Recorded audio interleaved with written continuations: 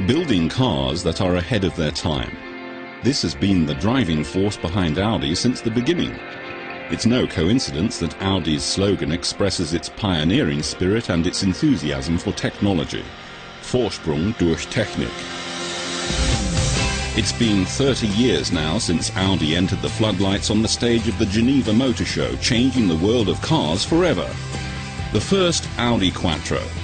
Quattro stood for all-wheel drive, which was a rather exotic technology at the time. Rear-wheel drive was the popular choice back then. Cars with front-wheel drive were considered cutting edge. And suddenly four-wheel drive in a serial road-going sedan? People were shaking their heads and wondering how we were going to sell even 500 cars. But after 11 years, 11,425 cars were sold. That shows that the concept worked. And today, 33% of all Audi cars sold come with a Quattro drive. And that's really something. Audi has produced over 3.3 million cars with its all-wheel drive so far.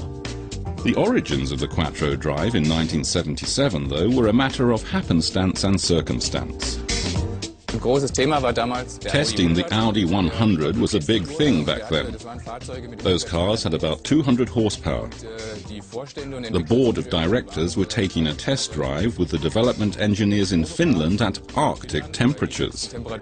It was then that they realized that a small vehicle equipped with all-wheel drive would perform extremely well on snow and ice. The car in question was the rather unexciting but effective military off-road vehicle, the Volkswagen Iltis.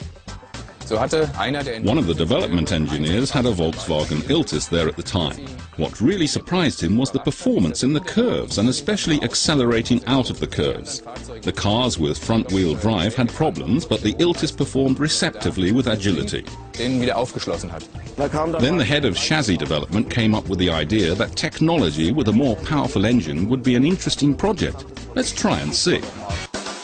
A car which distributes the driving force over all four tyres can absorb more lateral guided force on each tyre than a car with rear-wheel or front-wheel drive. Its traction and cornering ability is superior.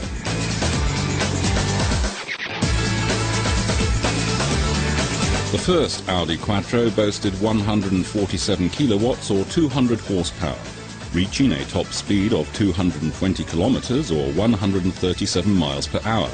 A typical Audi, both sporty and dynamic. The Quattro made its way to public awareness with the Audi 80. That was the initial spark, although the model wasn't exactly a bargain. The entire competition followed our lead over the next couple of years by installing four-wheel drives. But not as well as us, because they simply converted conventional rear-wheel drive into four-wheel drive. And that's how the Quattro reached the wide masses of car drivers and became an integral part of the Audi model range. And there was no longer denying Quattro's success after this television commercial came out in 1986.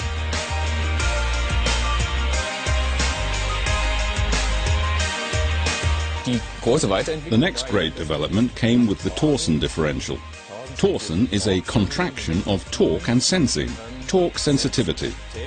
It has an automatic mechanical detection to ascertain whether an axle is carrying more force than it should, and then automatically transfers that force to another axle that can absorb it. This mechanical release was the next big step for the driver, because it was a system which independently distributed the driving force. But it wasn't just an unparalleled triumph for Quattro in the consumer series. The 80s were also the high point for the Quattro power transmission in motorsports. Based on the original Audi Quattro model, the Sport Quattro literally shook up the racing world. Darnish started in front of me, 1 minute in front of me, and when I had done 7Ks, I passed him like anything, you know. It was a sort of a very tight bend and then maybe half a kilometer straight, and I passed him maybe 100 kilometers different. Walter Röhrl, who is still considered the best rally car racer of all time, led the way into the history books with the Sport Quattro.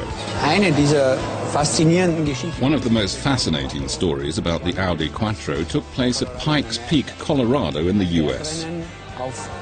It was a mountain race over natural roads and gravel. The record to beat was Michel Mouton's top time in the traditional quattro. And Walter Röhrl broke that record with the S1, and it's more than 600 horsepower.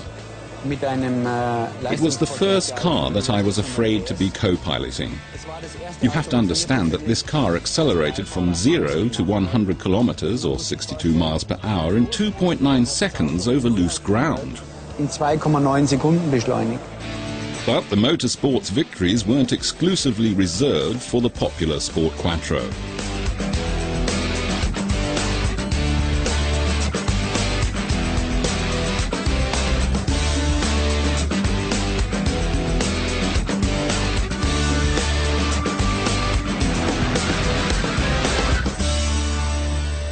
In 1998, the popular quattro technology expanded into the compact car segment with an individual solution. Our basic approach at Audi is every car line has its own quattro. For the compact car line with transverse engines like the A3 and TT, we created a quattro drive with an electronically controlled multiple disc clutch which sits on the rear axle. The novelty is that when the discs are pressed together by oil pressure, the driving torque is continuously transferred, in extreme cases up to 100% to the rear axle. The early 21st century brought about a thrust of innovation. The evolutionary steps of the quattro drive became ever more elaborate and developed in shorter intervals. In 2005, we incorporated a center differential with an asymmetric dynamic torque distribution into the RS4 series. This asymmetric dynamic torque distribution gives 60% to the rear axle and 40% to the front axle. This provides excellent driving dynamics and vehicle handling. It's slightly focused more on the rear and is simply more agile and dynamic.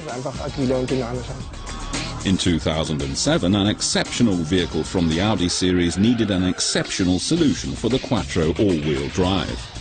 The Audi R8, a high-performance sports car, holds a special place amongst the Audi models, even in its packaging and power transmission. The mid-engine is placed just before the rear axle, and the transmission is directly behind that. Because of the special V8 or V10 mid-engine layout, the Audi R8 has a tailored quattro drive. The core contains viscous couplings with lamellae, which operates with the viscous fluid. Due to the mid-engine layout, the Audi R8 is designed to be extremely back-heavy. When operated normally, only 15% of the torque is regulated to the front axle.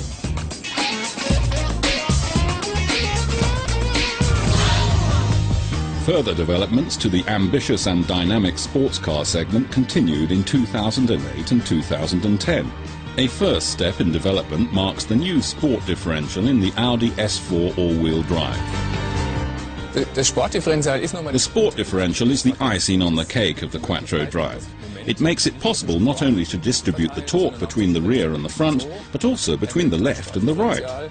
The sport differential presses the car, which because of its idleness wants to go straight at first, right into the curves. That's because there's more torque on the outside wheel. It's really like driving on rails, like on carving skis. And finally, in 2010 came the latest evolutionary step in quattro technology with the new power machine Audi RS5, the crown gear differential. The crown gear's center differential is linked to the vectoring torque control in the RS5. That's a smart software solution from the brake management. Regardless of how the driver steers, the system sends braking energy to all four wheels to improve the handling. I like to call it a smart combination of mechanics and electronics. This concentrated use of high technology enables precise and controlled handling and increased traction, as is the Audi Quattro tradition. And that's how it will continue. The Quattro will constantly evolve, but will also revolutionize it. The electrification offers great opportunities for the Quattro as well. Those are the challenges that still face us. But the Audi engineers have some tricks up their sleeves in this area as well. We have a lot to look forward to.